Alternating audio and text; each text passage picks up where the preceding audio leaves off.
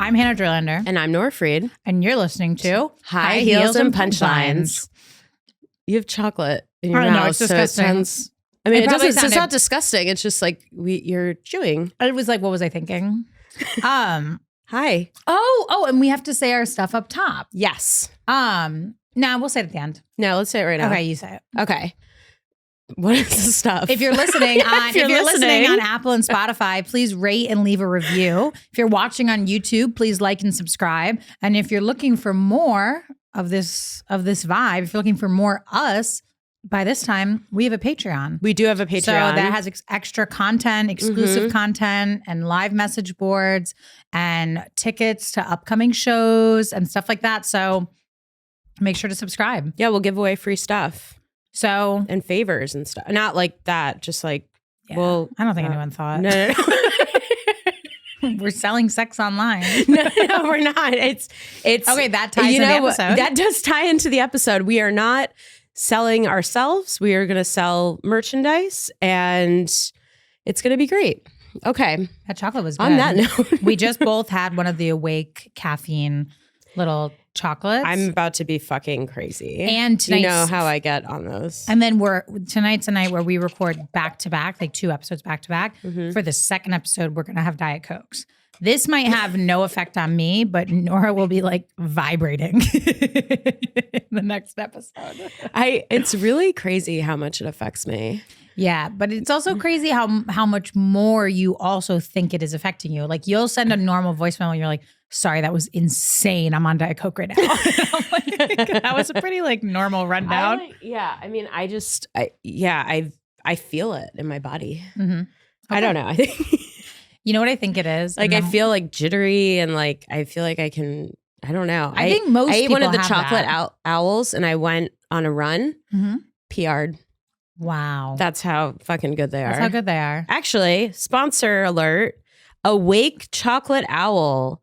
We don't have a sponsor. This is like looking for a sponsor alert. But if we did, I really like your chocolates. I listen to a lot of podcasts and I'm not hearing about them on anything. Yeah. So thank God we just mentioned them. We'll need to make a clip out of this. Yep. Even if it's not good or relatable, Tell just Becky. to get into the HR team, the press team, who's people that give out the stuff. Definitely the HR team. The HR team is definitely giving out everything. The marketing team? The marketing team. At Awake needs that clip. Yeah. Okay. Done. All right. Episode 5. On the that power note, of female sex. Hanna, do you want to give the summary? Yes. I've got the highlights of the episode. Also, side note, this episode just didn't do it for me. Really? But we'll get into that. But I really loved it. I have a lot of commentary on some key characters that were introduced here that we'll never see again. That we learned a lot. You know how I feel about that. Like going all the way back to the doorman. Yeah. I didn't need to know he's from Ireland or whatever. Specifically Neville, Morgan Neville. I have a lot to say on him. Learned way too much about him. That was really weird. I think I might be addicted to this. So I'm my vape. So I'm just gonna vape now. Okay. Are you someone who like doesn't want to vape, or you're no? like, I didn't necessarily like dream of this life, but I thought you didn't want to be a vapor when you were younger. I didn't really want to, but then one of our Gen Z friends introduced it to me, and I was like, Critter. Oh. And I was smoking it, and then I just realized I could do it inside, and then I was like, "This is great." And then I don't think you can in most places. I think I've people been, just like, do puffing away everywhere. But I think they're like, please and don't. Then I was like, I'm not going to get addicted to this. This is so douchey and like crazy. Well, look at you now. But it does look really chic. It looks really chic on Critter.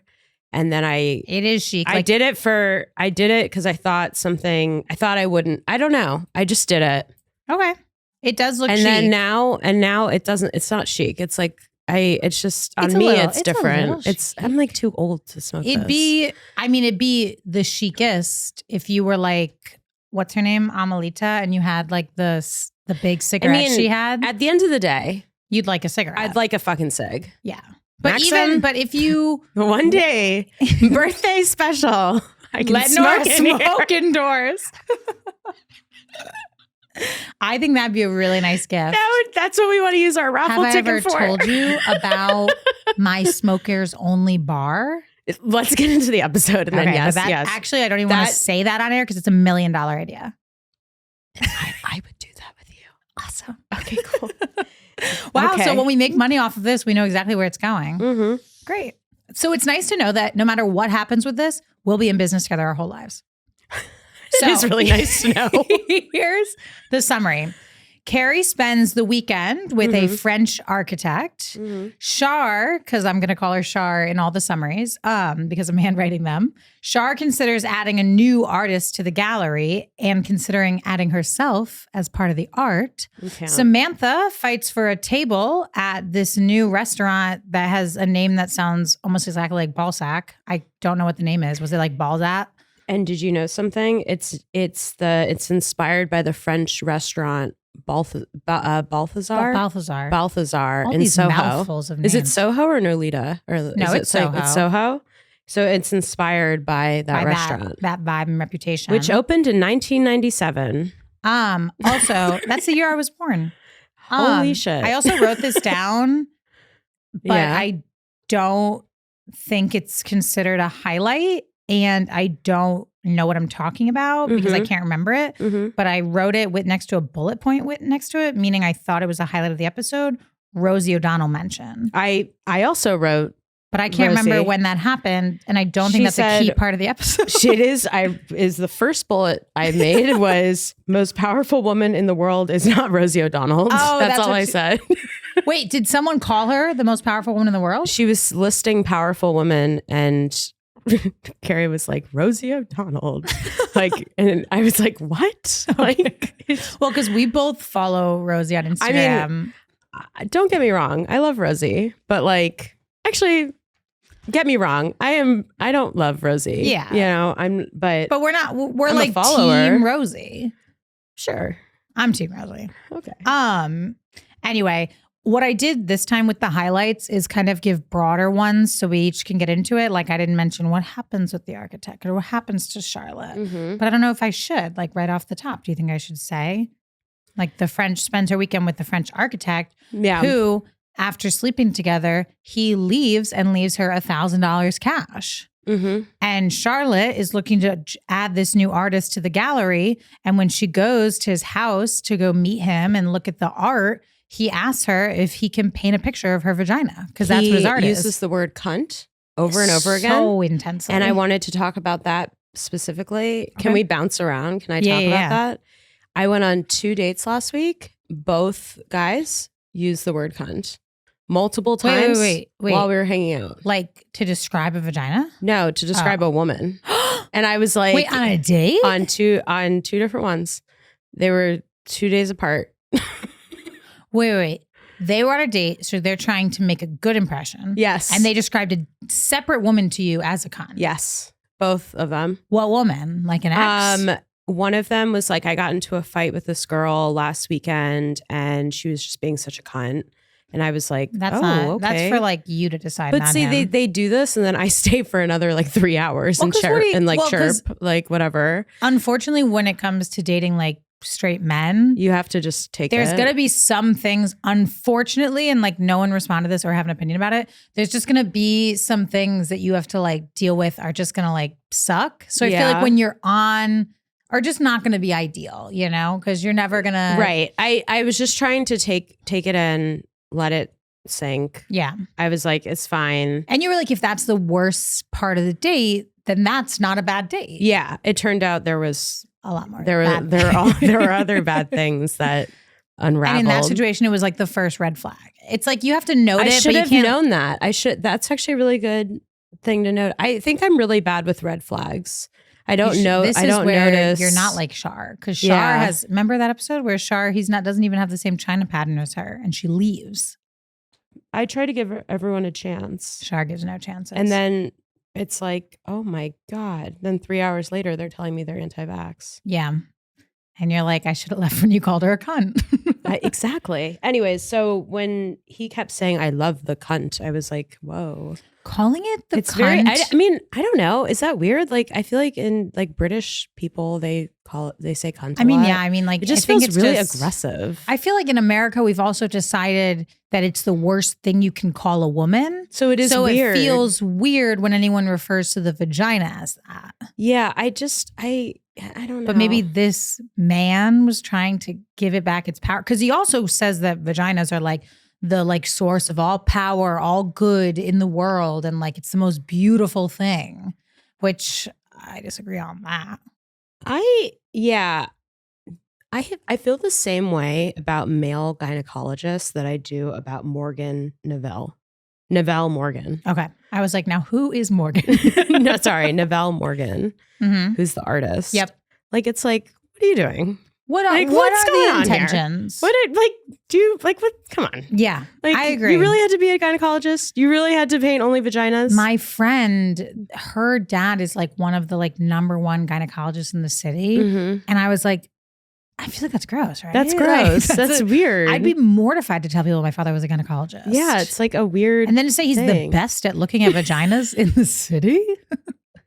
Yeah, well, it's like myself. It's like when I look at plastic surgeons, I'm like, why are there guys like the guys are doing the best boob jobs? And I'm just like, yeah, why? That makes sense. I don't really. I don't know. It makes sense, but I'm just like, well, I feel like if say that these plastic surgeons are like the most typical men, okay, who like boobs, I can see them kind of occasionally throwing out the window how you said you wanted certain things because they're like, I know how. That's hell. They give you like a uniboob in the end. They're just like they sew them together. They give you 3. They give you 3. Like, guys are gonna love this. Guys are gonna love but like, this. I feel like I could see a man the same way. Okay, like straight men and like gay women, I can see them doing the best boob jobs because they have the most respect for boobs and how they want and how people want their boobs to look because they love boobs. Right. Like I wouldn't give a good boob job because some of the boobs that I'm like fantasizing about having on myself, other people are like, what? Like, you know, like it's for me, it's like selfish boob reasons, but they're like, no, we know universal boob. Interesting. Okay. Well, maybe I'll change my appointment. You have a female? Yeah, I have a lady. I'd cancel that. I would fire her. I do not want women in that profession. I don't know. Anyways, okay. Just disclose that I want to get a boob job to everyone on the camera. Okay. Do you have Carrie's cue or do you want me to say Carrie's cue? Carrie's cue? Like I always write down like the question she asked. I was going to ask you a question. Okay. Where in Brooklyn are you just unable to get into? That place, Lilia. What's Lilia? And St. Anselm's. Like, what is your Balzac? My Balzac. What's your Balzac? First is first. I can't get over that name. And obviously, in a moment, we'll talk about the host and her tiny hats. Okay. Give us a second. We'll obviously get there. I liked her tiny hats. I thought it was absolutely insane. That she had a different one. Different little hats for the whole episode. It was too much for me. But as someone who's been a host, I could see this host drunk with power. And I was like, not even mad because like, I know how it feels to have no power other than not letting people sit down. Well, also Samantha was like, can you believe I own my own PR firm and you write for a newspaper column? It's like, okay, you There's probably some of the richest people in the world in that room. Like everyone does that. Like Balthazar. That's like me being like, I write a blog and you work in marketing. Like, come on, let us eat. I cannot believe they won't sit us. My favorite quote from that is when they're walking away and she says, can we go somewhere like New Jersey where we can actually get seated? And I'm like, yes, Samantha. These girls though are so dramatic. But that is something I would say. You know what I was noticing in I watched this episode 3 times. Okay. I had to watch it 5 times because I have early onset dementia. Yeah. Or Alzheimer, either or. We're not sure. Or both. Thank you. That's what my dad had. Not to brag, but some of us had a double whammy. But I watched this episode, the first time, digest it. Second time is notes. Third time is just like catching on anything. Obviously, this title of the episode is The Power of Female Sex. Carrie's question is like where the line lies between like professional girlfriend or just like being a professional and being all about money. This episode though had like so many like power dynamics at play. Like I was like impressed now by like the end of the episode after watching it the third time. I was like, there's the power between like Samantha is used to like using her sexuality to get things. And we watch her literally lose her mind when she can't get a seat at this table because it's a woman who doesn't care that she's like hot and flirting with her. You know, she's like, this does nothing for me. Yeah. And then like Carrie and this guy's power dynamic and Carrie thinking about what she can get just for like hanging out and having sex with these tourists. And then Charlotte's decision of like her power versus the artist's power. And then like it all overarching to like, I guess, girl power, where if you give the host a tampon, you can get whatever you want. Yeah, there were a lot of different power dynamics. Which was like, I was just impressed that it wasn't just like Carrie's storyline. Like everybody was dealing with that. Yeah. I felt Samantha's pain. And I felt like, I mean, if anyone should have gotten into that restaurant, it was Samantha and she didn't. But I felt that hostess pleasure. Okay, well, I felt Samantha's pain, so. Okay. I just remember like being a host and like people like acting like that. Yeah. And just, I genuinely like, there's no seats, like, and I don't have to seat you. And like, yeah, of course I could make a table or like move someone early, but I'm like, just like drunk with power up there. Like there's no table. I've never been a host. I've only been a server, but with Samantha's situation, I hate going out to dinner in New York. It just stresses me out. I do it, but like I like doing it when we pop in somewhere and they're like, we can see you. The whole thing of getting somewhere, I agree. Like sometimes maybe we should head to Jersey. No, honestly. I don't know what to do. It's just also insane. It's hard because only in New York are there multiple restaurants on one street, but each restaurant only has 6 tables in it. It's like, of course you're not. It's insane. Of course you're not going to get a seat. They're only seating 15 people at a time. My other question for you is, who is your Amelita? Like the mysterious NYC superwoman usually does have a very hot accent, or she's from New York. She has a New York accent, and she's like that girl that calls you and she's like, Carrie, get out of bed. And we're having a fabulous time. It's like, who is your person like that? Okay, I'm going to give an answer though, but it's not directly like that. Like I have a friend who's like in New York who's always like trying to get me to come party with them. But like my friend who's like her, who also like knows how to get stuff done and get you what you want and like isn't stressed about money. Like I think it's the mom I nanny for. Really? Like anything I tell her, when I told her like I got ripped off at the hair salon, like she went there during her workday. I love that. And yelled at them. I love that. I told her I'm looking for a new job and she was like, send me your resume. Like, let's see what we can do. Like, and I work for her. Like, this is me telling her I'm going to leave. I'm going to stop working for her. And she was like, yeah, let's find you a great job. Like, so like, but like I would, any friend who calls me at night and is like, come meet me for drinks, I'm like, lose this number. I'm not getting out of bed. If I'm in bed, I'm done. That's why I feel like my Amelita is the mom I nanny for. Because I feel like that I see what you're saying, but I also think she has a power dynamic over you because she's your employer. Yeah, she does. But I'm saying like your friend who just is like, anytime they call, they make something sound so fun. I was thinking about it. I'm thinking directly of like someone who like if I was tucked in bed, I would get out of bed for. Yeah. Maybe Ryan McCormick.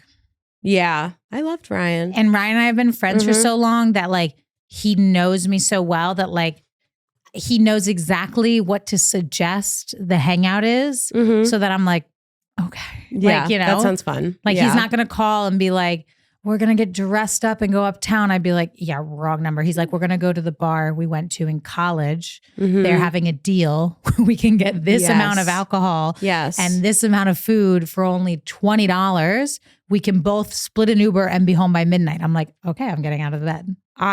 Who's yours? I'm going to say something and it's not a brag. I was that woman.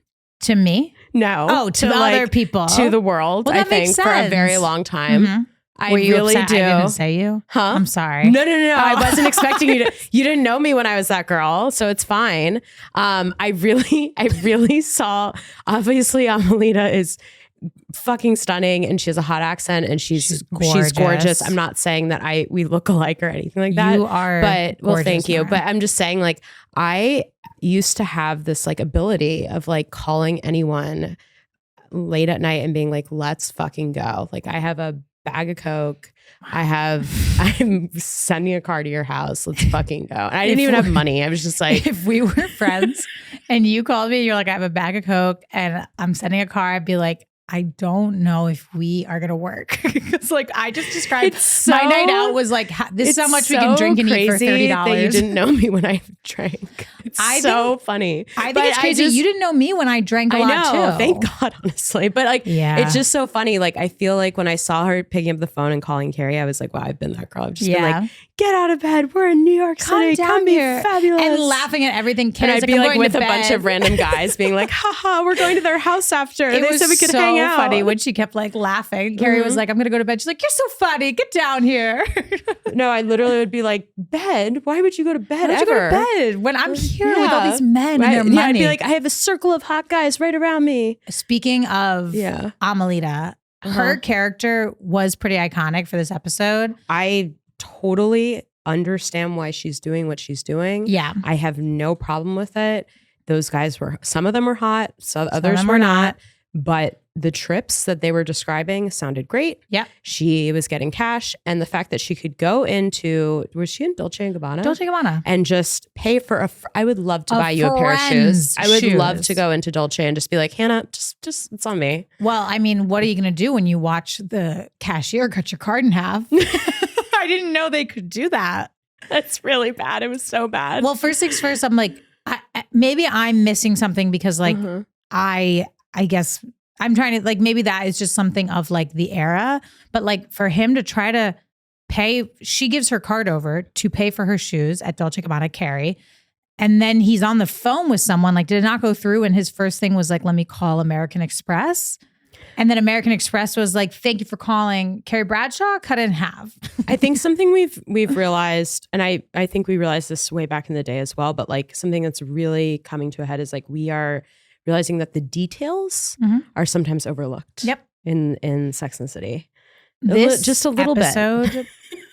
This episode, and I thought it was different when I was watching it, was directed for the first time. This is the first one directed by someone else. And I think you can tell. Yeah. There's stuff that's happening that makes no sense. Should we reference when Carrie literally starts floating? Okay, that was crazy, but I know that feeling.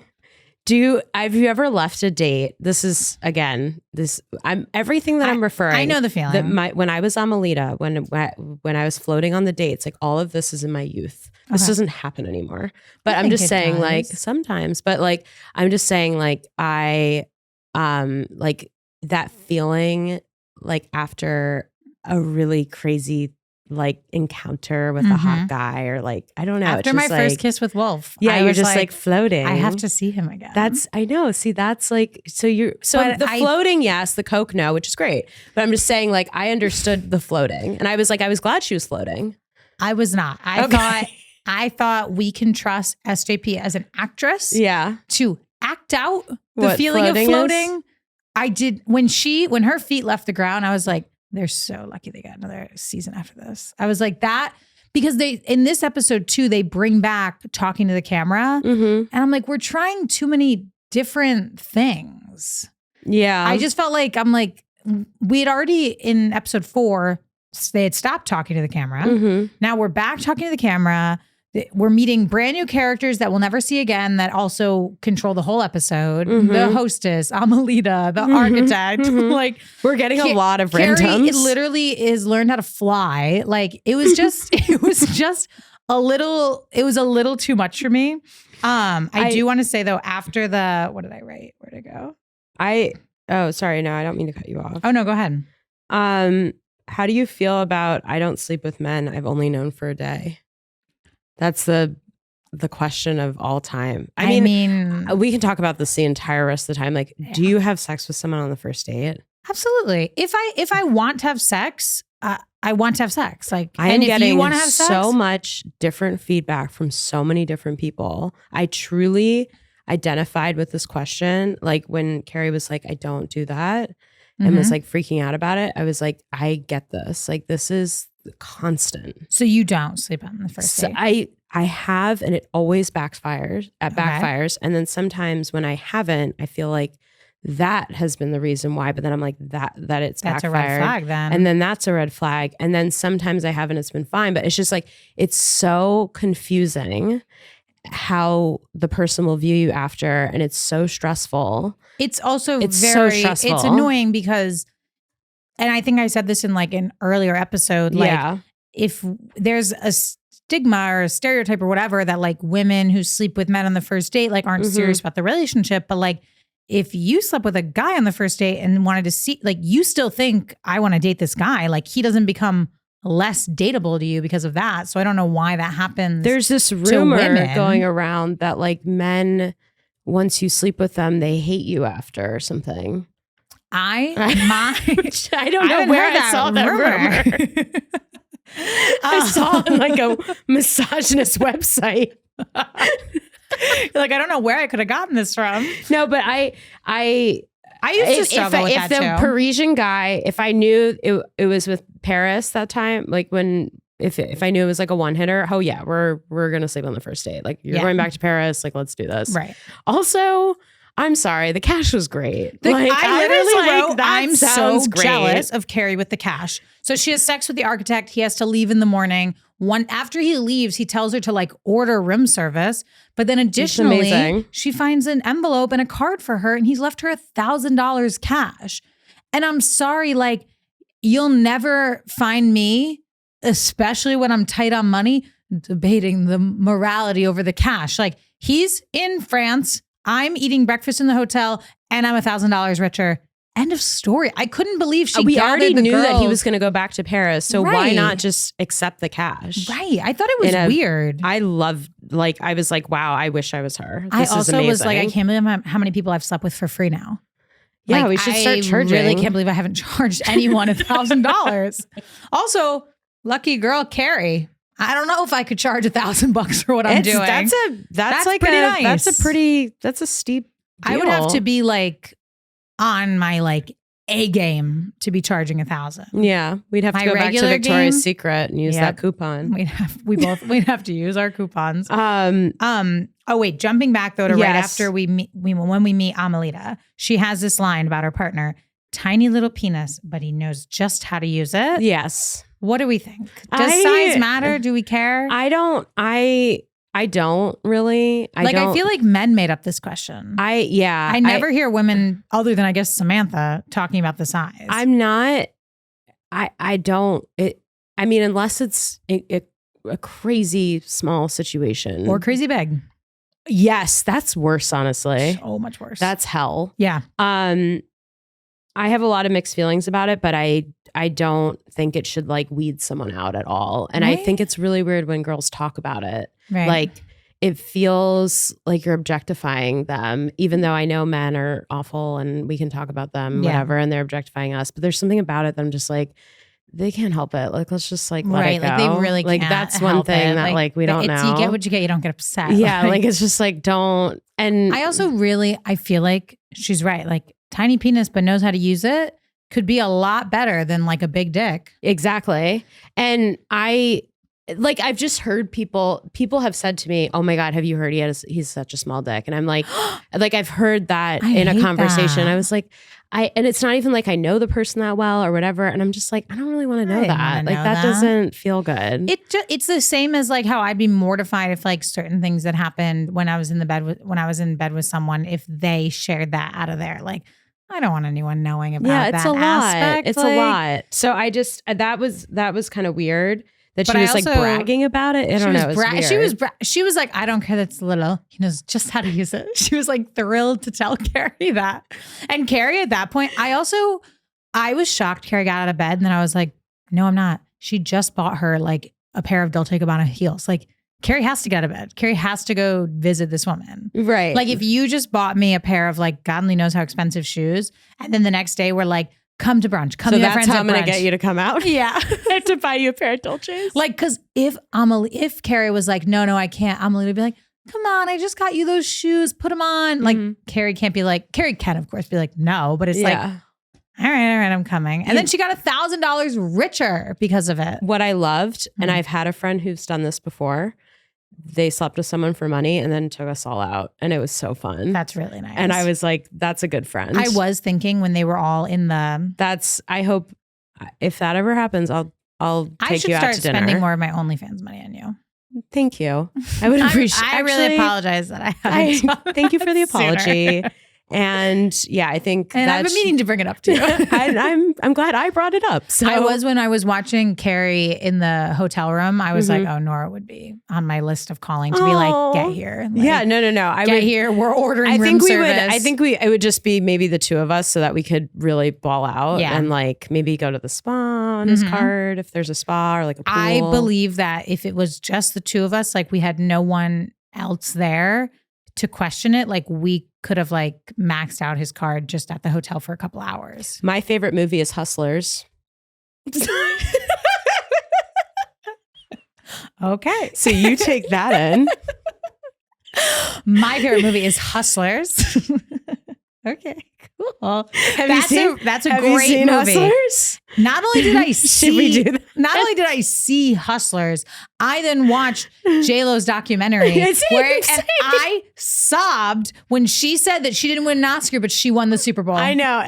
And she didn't win the Super Bowl. She just did the halftime show. I wouldn't say it's my favorite movie ever, but it's on my favorite movies.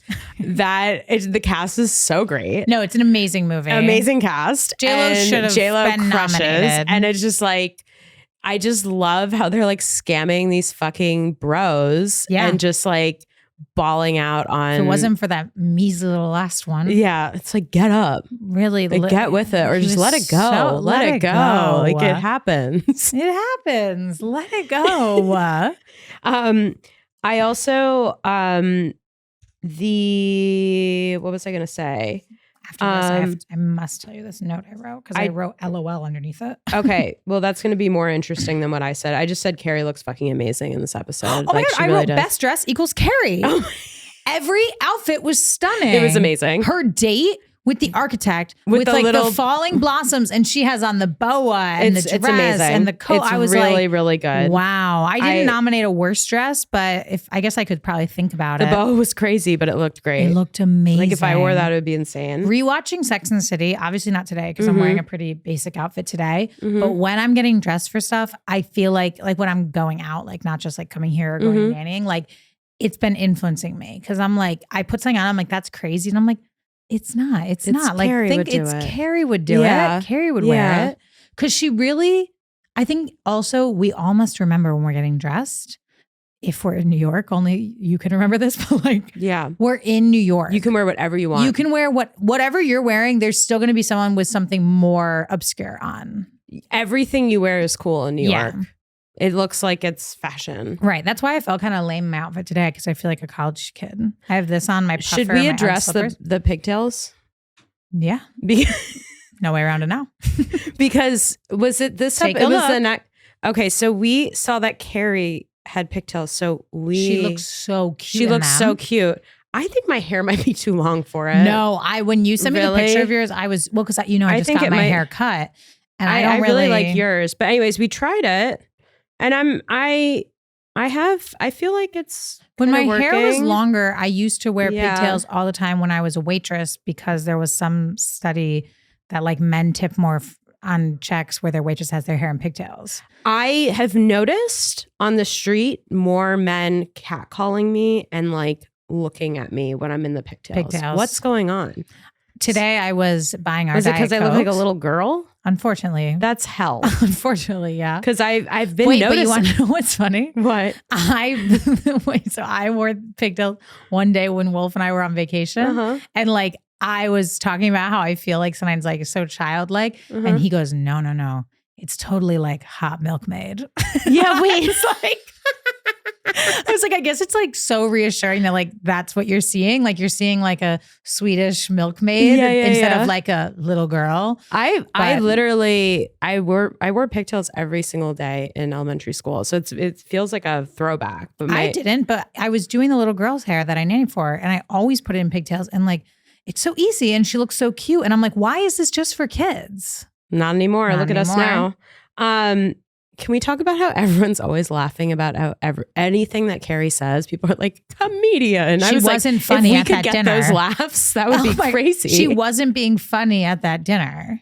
It was like, it happened multiple times in the episode. And I was like, wow, should Carrie get on stage? And I was like, should we give Carrie a mic? And I was like, is this supposed to be like the first clue that they just want to sleep with her? Like, is this supposed to like, they don't care what she says? Like it's just like how Amelita's like always cracking up and like with the guys, like, does she just like keep laughing nonstop because like that's where her money's coming from? But I was like, she's not being funny. And like, even in like I didn't even feel like they were trying to write her funny. Like she would say the dumbest thing. Like she's like, one of the guys was at the end, he was like, come to Venice. He's like, it's the most beautiful place in the world. And she's like, I hear it's sinking. And they're like, ha ha ha, you're an amazing comedian. I'd be like, bitch. It's like, what? That wasn't even a joke. Venice at it. Fine, you don't come anymore. Never mind. It was really, anyways. What were you about to say that you said you had LOL underneath? Oh, I'll tell you a second. Okay. I will say, it's not so shocking that he left her money.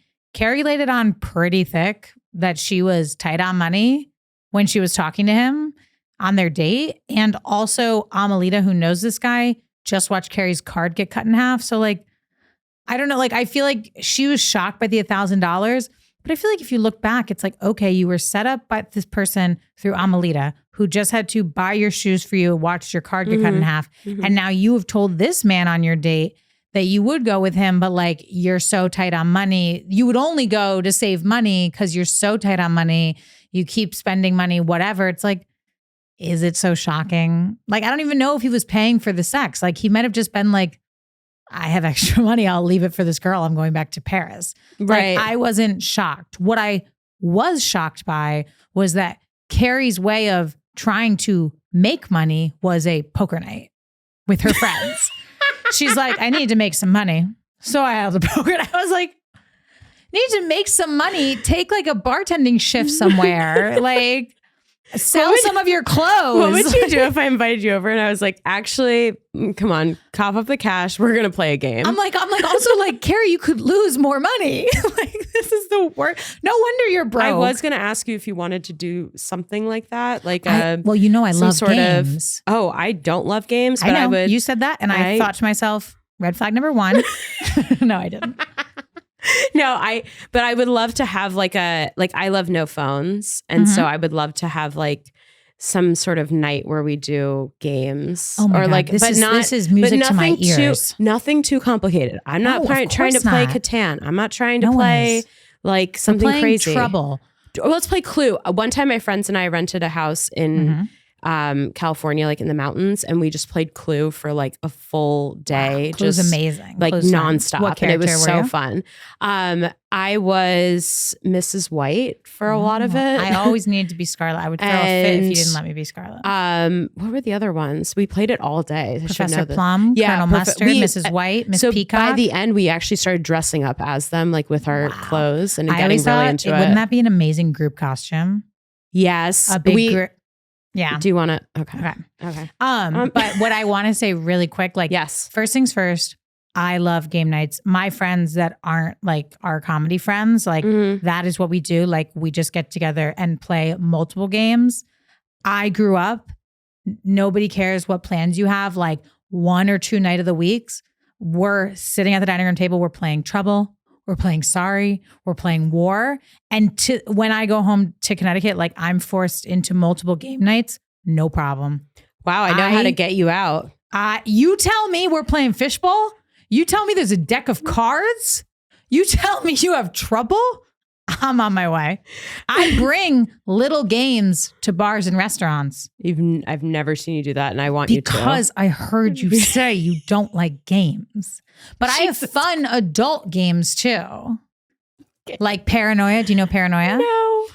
I whisper a question in your ear. Like this is say in a group of 7 or something. Yeah. I whisper a question in your ear. Only you can hear it, but it's about like someone at the table. So I say, who would you never kiss? But no one can hear the question. You say a name out loud. You say Jeff, right? And then everyone's like, oh my God, Jeff's the answer. Like, what was the question? That's really sad. And then you flip the coin. And if it's a head, you have to say the question. And if it's tails, that's so he never mean to knows. Jeff. But Jeff's your friend. So like, it's like, whatever. I feel like Jeff would. We always ask that question in the group. We ask like who you want to have an orgy with. No, who but you it's wouldn't not, trust in a horror film. No. It's not who would you not kiss in the group. But that comes up sometimes. And I actually one time famously threw an embarrassing tantrum when somebody asked somebody who they thought the best in bed was. And this is when I hadn't even had sex yet. But I was just like putting out a lot of sexual vibes. So I thought everyone thought I was the most sexual. Yeah. And they picked somebody else. But I didn't know the question, right? So I was like, ooh, it was like Jessica, whatever. Yeah. And then they flipped the coin and they were like, oh, it's best in bed. And I was like, you didn't want to say me? And I was really nasty about it. And they were like, you haven't had sex. And I was like, oh, all of a sudden, all you do in bed is have sex. There's no oral anymore. And it was like so humiliating for me.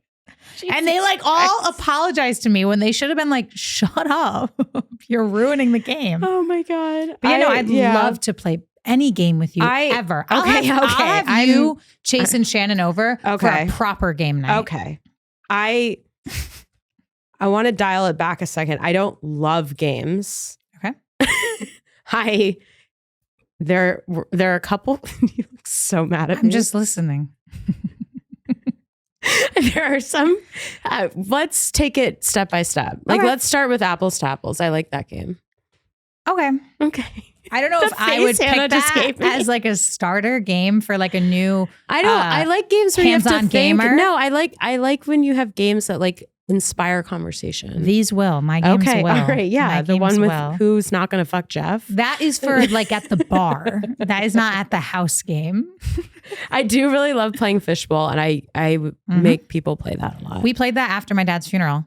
That's a great game to play after a funeral. It was amazing. We didn't play any games after my dad's funeral. I wish we had played that. I got really lucky that everyone understood the vibe.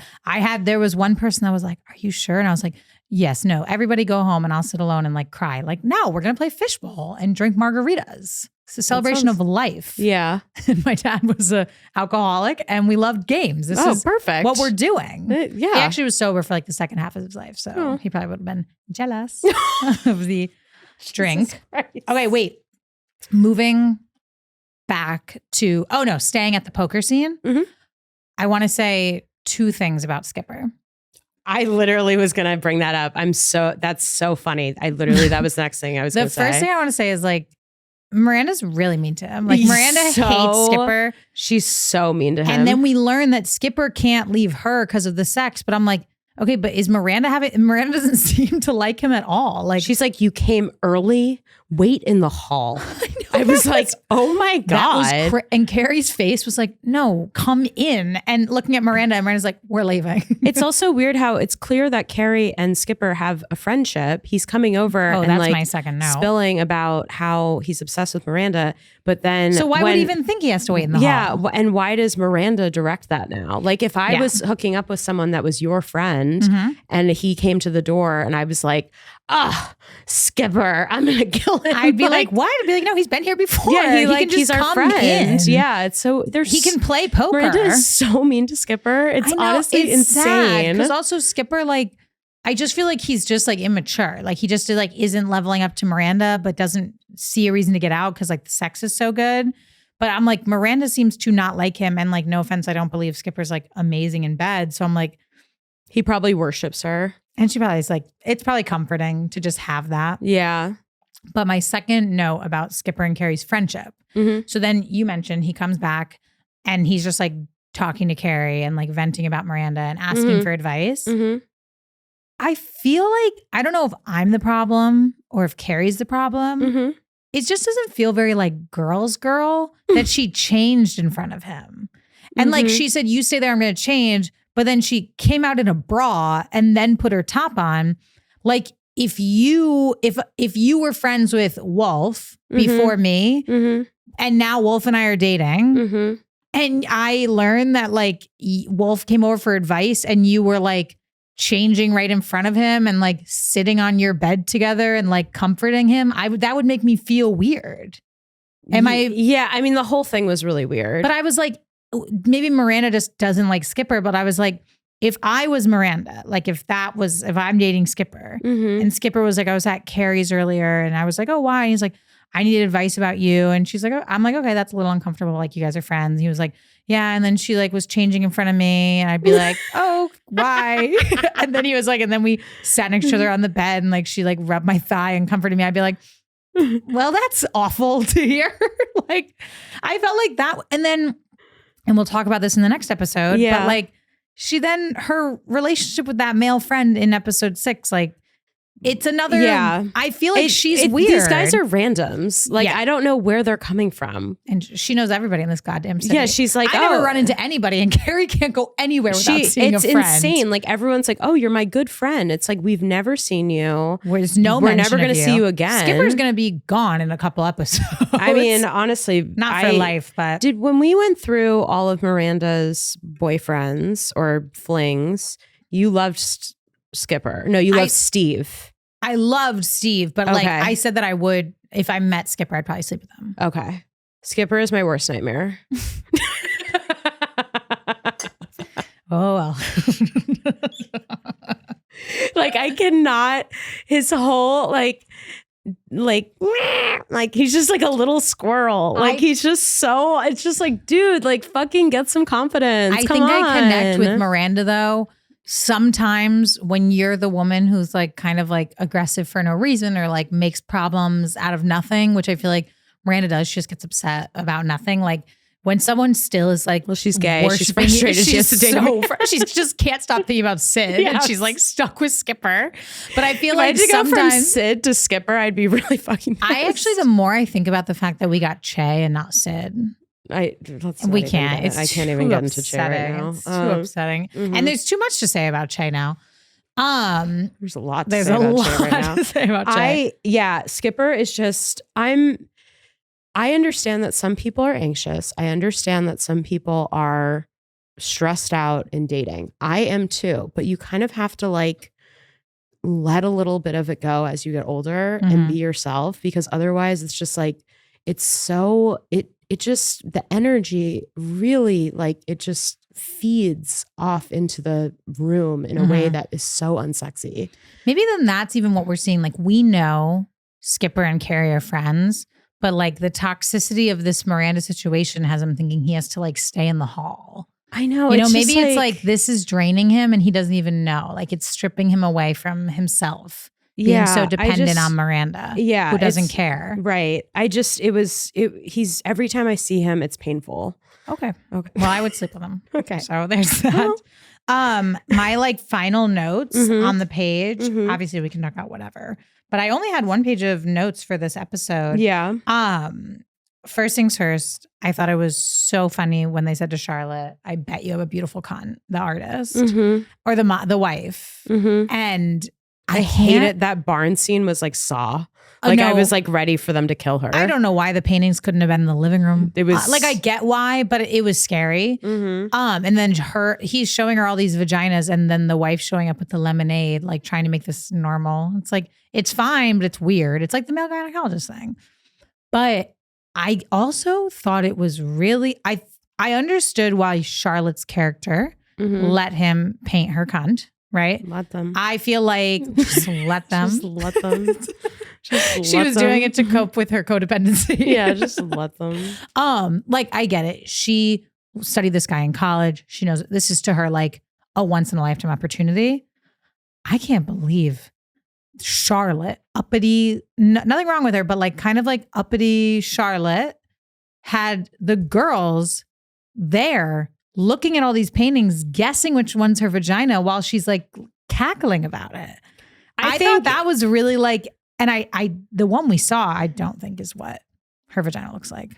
Can you imagine posing for, what's his name? Neville? I want to know if she laid down or if she sat up. She probably just like went like this, right? Like, I don't know. I'm wondering if it was like full spread, and it has to be for down. a really long time. I've been drawn naked before. Really? Yeah. I'm sorry. I'm so jealous. It wasn't that. Was it like the Titanic? Afterwards, yeah. Whoa. Well, not like a ship sinking, like the hookup afterwards. Really? Yeah, I just dated this guy. I'm so jealous. I dated this guy who was an artist, and he was taking a new class, And the class each week he had like a new assignment. Yeah. And he had to like draw a human body like that he like fantasizes. That is so hot. So he asked to draw me, which was like, get out of here. That is so hot. But I, of course, was such a pain in the ass. I was like, well, how long am I going to have to sit for? Are you going to provide snacks for me? Like, I was like, what movie? I need to be near a television to watch TV if I'm sitting for that long. Like, anything that could have been sexy, I ruined. But then seeing it, I was like, oh my God. It made me like feel so good. Yeah. And then afterwards, I was like, just like so flattered at him thinking of me like that it really went down. Wow. That's amazing. Yeah. Because when I saw that scene in Titanic, I was like, that's what I'm looking for. Leo. I should introduce you to this guy. Sure. Why not? Add him to the list. You'll be at his house and you'll be seeing all these drawings of naked women. You'll be like, where's Hanna? Where's Hanna? Let's go. Yeah, but the one guy I wouldn't want doing that is Neville. Not until he gets a haircut. Honestly, I hated that ponytail. The barn, the whole thing was just so I hope creepy. she didn't pose in that barn. Yeah, it seemed like that's where they brought out lemonade. Like so she had something to sip on. She had something to sip on while he drew her cunt. Would you ever let a man like that?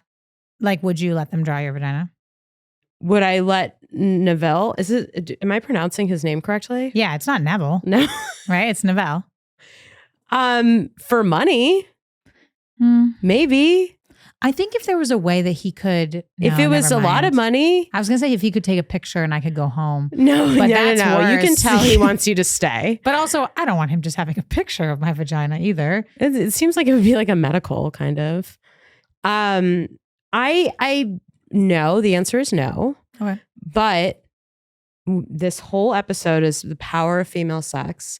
And if there's money involved, I got an overdraft fee from Bank of America yesterday, and I was like, all right, let's get this in gear. You know what you gotta do? You know what? I gotta start spreading and find my Neville. And no, you need to find the guy who's giving you $1,000. You need to find become the a prostitute. artist. I need to literally watching this episode and then seeing the $10 fee for overdrafting my. How insane is that? By the way, it's so hey, annoying. You don't have money. We're gonna charge you for that as well. Yeah, and it's like, well, I just tried to put money back in, but you just took it away again. Yeah, it's like, what the fuck? The first time that I had an overdraft fee, I knew what it was, obviously, but I called and I was like, "What's an overdraft fee?" And they gave it back. Too much. And I don't even think about it. I don't think about it either. I just I need to get. This is my next thing that I'm going to quit. Why don't you switch to the thinking putty? No. Okay. This is more fun. It's Friday night. It's Friday night. I'm not using my thinking putty. I brought it, but I'm not going to use it. I started thinking about ways. There have been multiple times in New York when I've been so broke, and I'm just like, should I just what's the deal? I mean, that's me with my OnlyFans. I know. I feel like I don't want to do OnlyFans because I can't. I would be really worried my family would find it, and it's just like I have a very large Jewish family. It's just like a lot of chirping, and gotcha. There are some people that I just can't. But I feel like I could definitely do like a let's hang out for the night thing, and I've sometimes you can just go out to dinner with them. Yeah. And you don't even have to have sex with them. Yeah. I don't know if I could do the sex. I think it would be a little much. I'd have to get to know them a little bit. I think if you were like into them in some way. If it was like Pretty Woman, like if we hung out a lot, and if it was Richard Gere, and he, Yeah, I think most people. But I feel like, but I couldn't do the one-off. Just like, let's. When he eats her out on the piano. That is, Jesus Christ. Whew. That was one of the questions in gay trivia last night, which I won second place in. I felt so rude when I didn't acknowledge that in your voice memo. You said so seriously, Hanna, I want to let you know that I just came in second place at gay trivia. And I was like, oh. It was actually a really big deal. It came down to a tie between 3 different teams. And then they selected one person from each team to go up on stage. Yep. To go up on stage and do a lip sync to a song of their choice. What song? Unwritten. And okay. And that's like outing yourself as straight at the gay bar. And I got second place in the lip sync. Someone else did a better job. What did she sing? I don't remember. Shocking. But yeah, so yeah, I did that. And then I got the shirt. I got a t-shirt. What kind? It says dump him. Isn't that the pair? I have that shirt. Do you have we that should shirt? wear that together at the next pod recording. Yeah, we'll wear that. Because now we're doing a matching thing. Now we're doing matching. We're almost out of time. 3 minutes. Do you have any notes on the episode that you didn't get to say? The episode premiered on Sunday, July 5th, 1998. That's something that I really needed to let everyone know. Let's see. Went on 2 dates last week. Oh yeah, I mentioned that with the cunt thing. That was crazy. I'm like still recovering from last week. Yeah. Last week was really crazy. There were highs and lows for you. I did 3 mics, went on 2 dates. I felt crazy. I was like, I bombed 1 mic, did well at 2 of them. So that was good. Yeah. The date situation. That's the ideal ratio. Yeah, that's fine. The date situation, it was shocking. And in the last 3 minutes, I will just say, and I won't take the full 3. I'll take 2. Okay. I'll take 1. Go for it. Let me take 1. No, I'm like, go for it. I went on a date with someone who 3 hours into the date disclosed that they were anti-vax. 3 hours into the date reveals that they are undateable. Like I was just like, and he's like, I hope it's not a big deal. I made a fake Excelsior pass. And I was like, what? That's for some reason worse than the being anti-vax. He was like, and I was like, why are you doing this to me? I kept saying to him, why are you doing this to me? I'm like, I'm not doing anything to you. Also, if you're going to be anti-vax, just like reveal it at the top. Reveal at the top. You know that's something people I should have known when he said, "Hey, cunt, how are you doing?" You know, like what? Been like, you're not vaccinated. That should have been you're not vaccinated. Thing. Hey, you little cunt. Hey, little cunt. Welcome to the date. I don't get my shots. I started banging my head on the table. And yelling, and then he was like, "Wasn't it a good date?" It was such a good date until that. He spoke Italian. It was perfect, and he had a big watch on, and he said that he was saving up for a house in Hudson. It was amazing. Yeah, and I was like, okay, I'll come to the house. Like, no problem. I love your watch. I love your watch. And then I was like, COVID got brought up, and he was like, oh yeah, I never got the vaccine. I was like, oh, the booster, and he's like, no, the original. I was like, why? And then I kept saying to him, if there was someone you really, really loved, her, referencing her, and he's like, we're not dating, and he was like, we just met. I'm like, yeah, okay, but now he's even being like snarky. Hypothetically, if there was someone that you really, really loved, would you get the vax? He's like, no. That's insane, because I'm gonna bet you that in another 2 years of being anti-vax on the market, he's just gonna get the shot. That's what He's also in New York. Like, no shade, but like you need to go to a different state if you're trying to like be anti-vax. It's so crazy. And I'll end the episode on this. And then I'm gonna give a shout out to. He asked me if I shaved, which I think is just mean. So crazy. It's just he was like, because he saw how upset I was, and then he was like, I'm really bummed too. This was going really well. Also, did you shave? I was like, are you fucking kidding me right now? And what's the answer? I said no. But what's the answer? Yes, of course I shaved. I shaved everything. Even if you don't sleep with people on the first date, you're just gonna shave it because you are. I shaved everything. I was like I looked like a doll. And this is the power of female sex. But I looked at him and I said no. Yeah, because of that. Well, he's also being snarky. To ask you that when you know you're not, when it's ending, is like him trying to like feel good about himself. So it's like, no, I didn't shave for you. Now that I think about it, I would have slept with him on the first date. So knowing the no. If he wasn't an anti-vaxxer, like, what? Okay, you say the thing. All right. Well, that was episode 5, the power of female sex. We've been Hanna and Nora. Shout out to our podcast recording studio, My Friend's Basement, and shout out to Sean Curley, our intro and outro song. Yes, we love you guys. We'll see you love you soon. I love you, Hanna. Love you, Nora.